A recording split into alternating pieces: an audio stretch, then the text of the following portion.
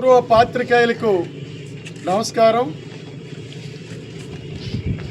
Cargo airport ప్రతిపాదన రద్దు చేయాలని, బలవంతపు భూసేకరణ ఆపాలని, అదేవిధంగా రాష్ట్ర ప్రభుత్వ నిర్బంధకాండని నిరసిస్తూ 23వ తేదీ నుండి 31వ తేదీ వరకు నల్ల రెబ్బను వారోత్సవాలు జయప్రదం చేయాలని చెప్పి ఈరోజు కమిటీ తరఫున పిలుపునిస్తున్నాం.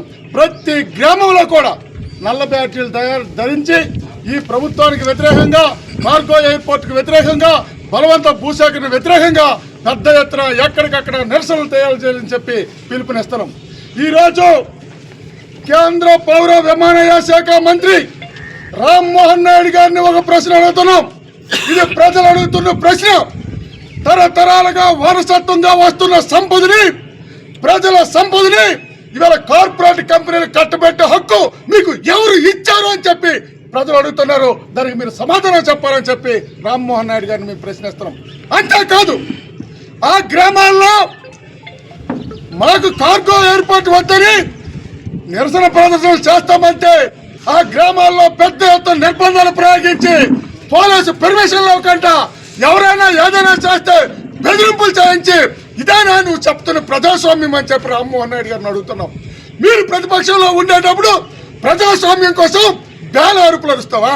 ఈవేళ నువ్వు అధికారంలోకి వచ్చిన తర్వాత ఈవేళ ఆ ప్రాంతంలో ఎవరికి అడిగట్టకుండా మాట్లాడకుండా ఎవరైనా చేస్తే నాయకులకి పోలీసులతో బెదిరిస్తావా?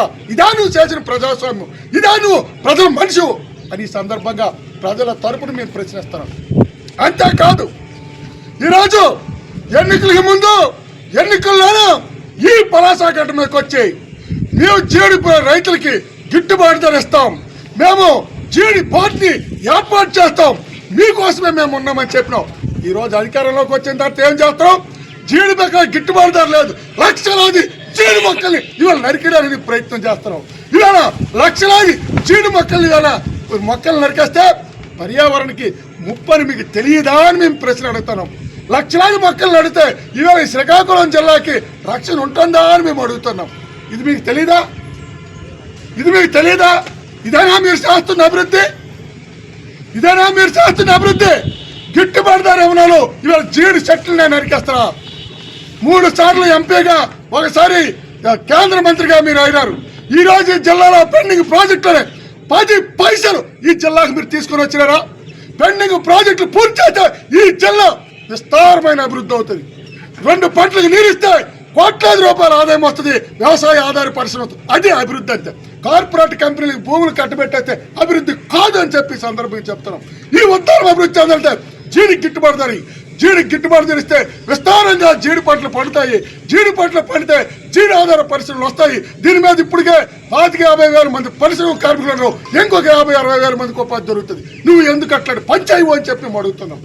ఈరోజు ఈ విధానాలకు వ్యతిరేకంగా పెద్ద ఎత్తున ఉద్యమాలు చేపడతాం.